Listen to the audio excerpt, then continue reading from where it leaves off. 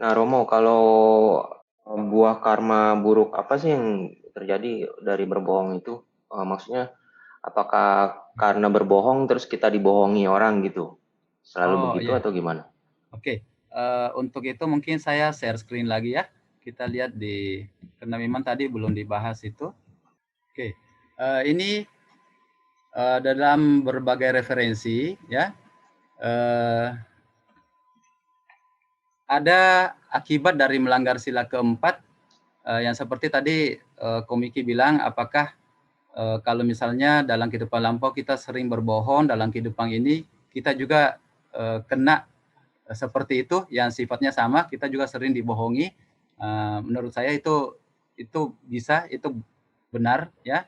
Kemudian di dalam referensi juga dikatakan akibat dari melanggar sila keempat ini bisa bicaranya tidak jelas, bisa giginya jelek dan tidak rata atau rapi, mulutnya berbau busuk, perawakannya tidak normal, terlalu gemuk atau kurus, terlalu tinggi atau pendek, sorot matanya tidak wajar, kemudian perkataannya tidak dipercayai walaupun oleh orang-orang terdekat atau bawahannya. Ya, nah akibat-akibat ini disampaikan oleh Buddha kepada kita setelah Sang Buddha melihat penyebab ya dan akibatnya.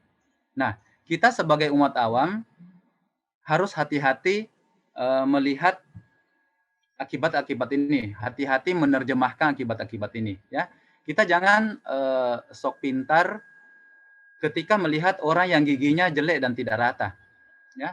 Kita kemudian karena pernah mendapatkan materi tentang kalau orang suka berbohong nanti dia lahir giginya jelek dan tidak rata. Kita langsung klaim ya, kamu pasti suka bohong. Loh, orang sudah jujur. Iya, kenapa kamu bilang saya suka bohong? Ya, pokoknya kamu pasti suka bohong. Sang Guru Agung Buddha Gotama tidak pernah salah. Kamu pasti suka bohong. Dari mana tahu saya suka bohong? Gigimu tidak rata. Waduh, ya bisa seperti itu. Kenapa? Kalau kita belajar teks membabi buta, ya kita langsung klaim.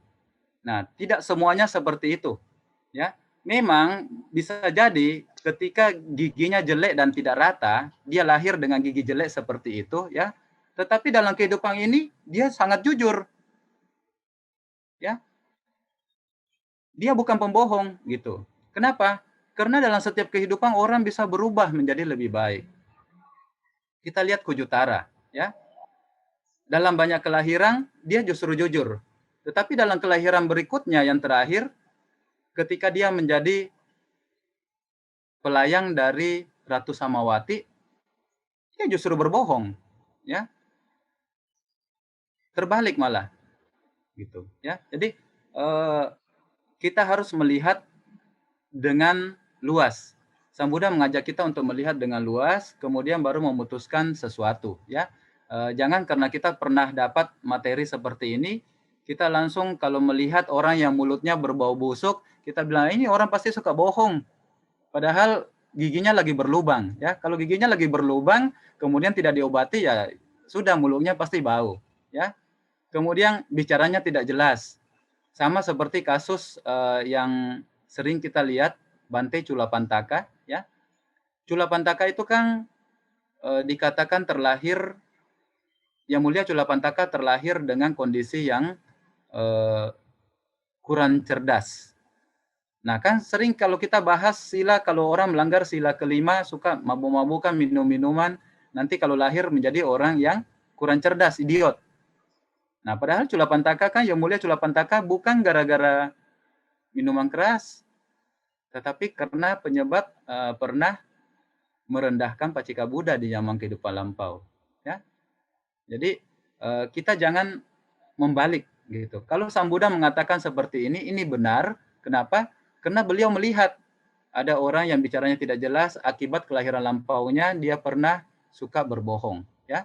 Tapi kita jangan langsung memasangkan kalau ini orang bicaranya tidak jelas berarti dalam kehidupan lampau dia suka berbohong. Jangan, ya, seperti itu. Jadi ini sekedar kita mengetahui bahwa kalau kita suka berbohong dalam kehidupan sekarang, ya, Yang paling pertama kita dapat adalah ini, nomor 6. Perkataan kita tidak akan dipercaya walaupun oleh orang-orang terdekat atau bawahannya. Ya. Apapun yang kita katakan, kalau kita pernah bohong satu kali saja sama orang, ya, orang tidak akan percaya. Contoh, kita janjian, jam berapa ketemunya? Jam 8. Oh, kalau si A yang ngomong jam 8, sudahlah jangan datang jam 8. Kenapa? Dia pasti datang jam 9. Atau pinjam barang, kapan kembalinya? Oh, nanti ya besok saya kembalikan. Oh, kalau si B yang ngomong, kalau pinjam barang, itu kembalinya besok, besoknya itu 1 tahun kemudian. Itu pun kalau diminta. Ya, gitu. Ya. Jadi ini hati-hati. Memang kalau kita pernah bohong, satu kali pun orang tidak akan percaya. Tapi bagaimana kalau kita pernah berbohong? Tidak ada kata terlambat untuk kita rubah. Ya. Tidak ada kata terlambat di dalam Dhamma untuk kita berubah menjadi lebih baik. Ketika kita tahu bahwa itu salah, itu adalah pengakuan yang paling baik. Kita mengaku salah, itu adalah kerendahan hati untuk mengetahui bahwa kita salah, dan itu paling luar biasa. Itulah awal untuk kita untuk berubah menjadi lebih baik. Gitu, ya. Jadi kita tidak berusaha ketika kita bohong, kita menutupi kebohongan dengan yang lain seperti itu. Ya.